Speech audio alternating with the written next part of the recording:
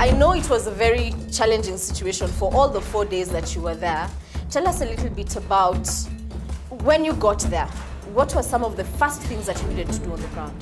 Well, the first thing was for us to be able to look after our safety because there was gunshots all over. So everything was like in chaos. We didn't know where, what was where, who was where. So it was first of all to look after our safety, tried to find out where exactly the casualties were, and we were able to see our ambulances which had responded earlier. The second team that came in was a team of, we call them Rescue One. They're a team that normally come to, just rescue the others where they're a bit stretched. So when we reached there, we found casualties coming from inside the building, being brought down by different vehicles, different people, and our immediate response was to set up a triage center. Yeah. So the triage point was for us to be able to bring in different facilities, different equipment to be able to manage these casualties. Yeah. The second bit was for us to set up a bigger triage center, apart from the scene, which was a bit not very safe, that is a cold zone.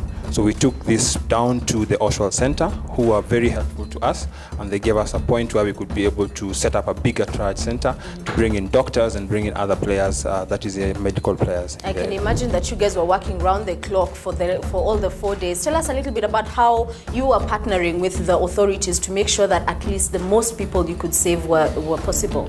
Well, for other players like probably the law enforcement, they were really helpful to give us a direction on security issues. For us guys, it was basically ensuring that everyone else is safe even after they come out of the area. We helped each other by offering humanitarian support. When we have tea, we gave to everyone, all the players that were there.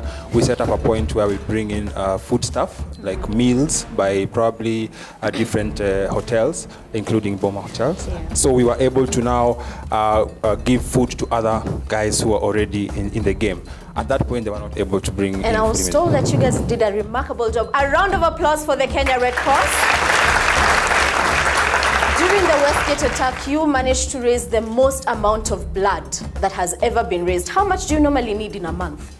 Well, it depends with the need that is there, in the blood bank. But normally it's based on kind of like with the kind of blood and the type of blood that is required. But we need as much as possible. Yeah. I think on behalf of Shinda, Washinde, and of everyone who plays on the game, we'd like to say thank you to the Red Cross for always being there. And they're always there. Is there a point at which you have been to a situation and you wouldn't call the Red Cross, or you haven't even found them at a situation? Thank you so much, Hezbon. And a round of applause for Hezbon. And to all the people who participate in supporting the Red Cross, volunteering with them, if you were to tell the victims one final word, what would it be? First of all, I'd like to say pole sana to the victims who went through this ordeal, but we'd like also to encourage them to be tough, be strong, and have a learning point from this. Yeah. Share with others what you went through, learn something about this situation, and I'll give you 3 Ps: prepare, prepare, and prepare. Okay. Thank you so much. A round of applause for Hezbon.